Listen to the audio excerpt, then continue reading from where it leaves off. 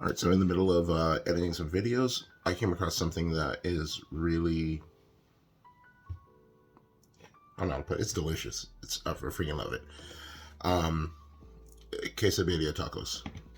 Now, it's starting to rise in popularity right now. Just about every chef on YouTube has made a video on how to make birria or quesadilla tacos. Google Foods has done a couple. He's actually got three. It's sous vide everything. Channel has one, and then he has two different quesadilla ones. Andrew Ray, his channel Binging with Babish, he has one. Josh Wiseman has one. Chef John from Food Wishes has two. He has the birria and then the quesadilla. Tasty has one. Like, I think I need to make one. Let's do some quesadilla today, guys, from scratch.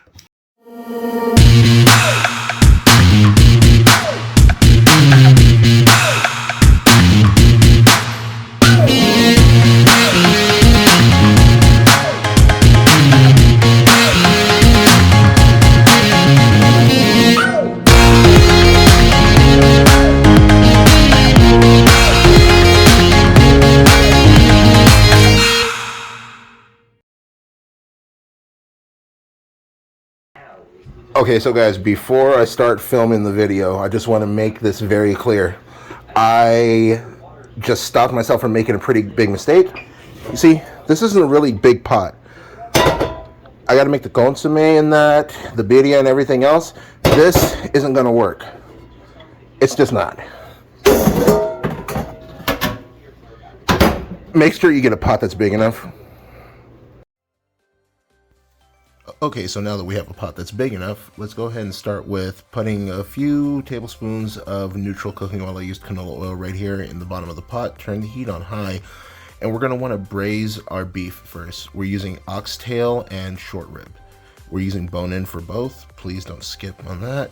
And once you get a nice color on them, nice and brown all the way around, we're going to go ahead and take them out. It's going to take about a minute or two per side. Just get some color on them because the gray beef doesn't really have much flavor. Then we're going to go ahead and take all the beef out. Once all the beef is out on the side, that's when we're going to go ahead and we're going to chop up some white onion or yellow onion if you prefer. Go ahead, toss the yellow onion in, and we're going to wait for it to start turning somewhat translucent. Once the onion's in and cooking, you're pretty much good to go. We're then going to add about a tablespoon of tomato paste. It may be a little tough to get in there. Well, once you get it in there, go ahead and stir it around. Make sure it's evenly coating the bottom of the pan. And you're going to wait until it starts to caramelize just slightly, just ever so slightly. Then once you get it caramelized in the bottom of the pan, you're going to go ahead and add in your garlic and ginger. Don't skip on the ginger. The ginger gives it that extra flavor. And then once that starts to soften up like this, that's when you're going to go ahead and add the 8 cups of beef broth. You can use water for this, but I like to give it beef broth, and then a cup of either apple cider or white vinegar. Apple cider has a little extra flavor. Bring that back up to a boil, add your peppers. Once you add your peppers, go ahead and throw in your coriander. You're going to throw in your black pepper, or the, I'm sorry, not the black pepper, the peppercorns. You're going to toss your beef back in, your cinnamon stick, and about between 5 to 10 bay leaves, just depending on how many you want in there. Go ahead now and cover that up. Once it's covered up, let it cook on medium heat for about, I want to say, an hour, hour and a half. It really depends on you.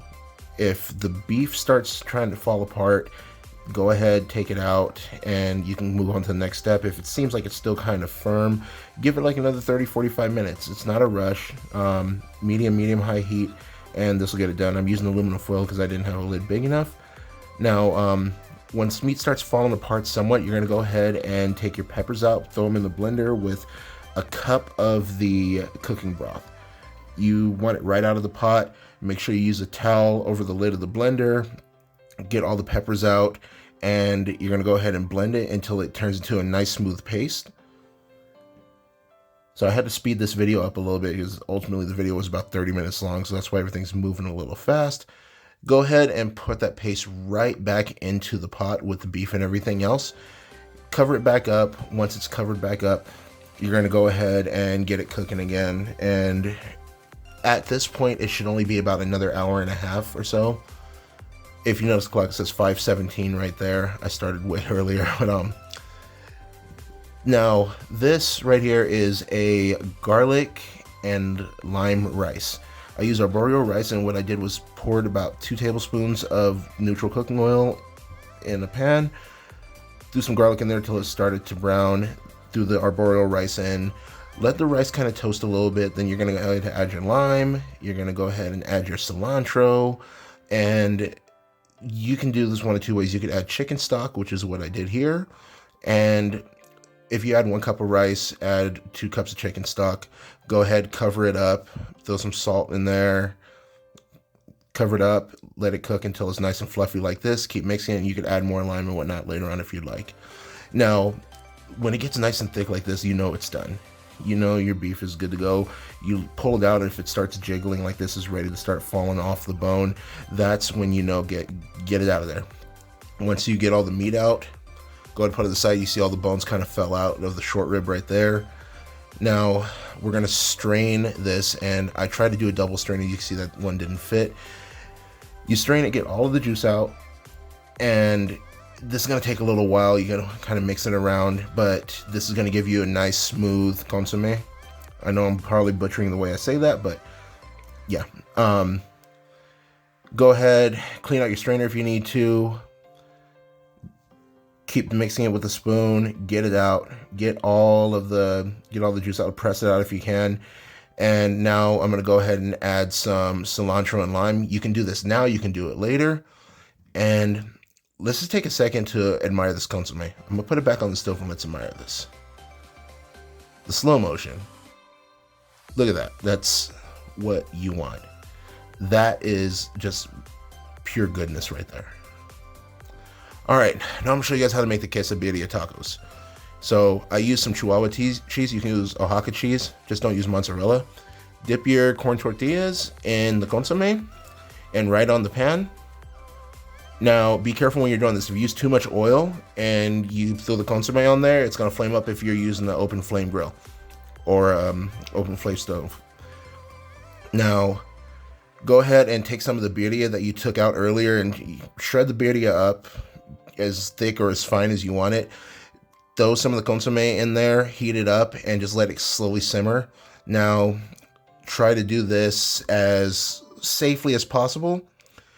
Go ahead, toss the cheese on, and you're going to take 1 tortilla, put it on top of the other, and please, please, please do it without burning the loving out of your hands.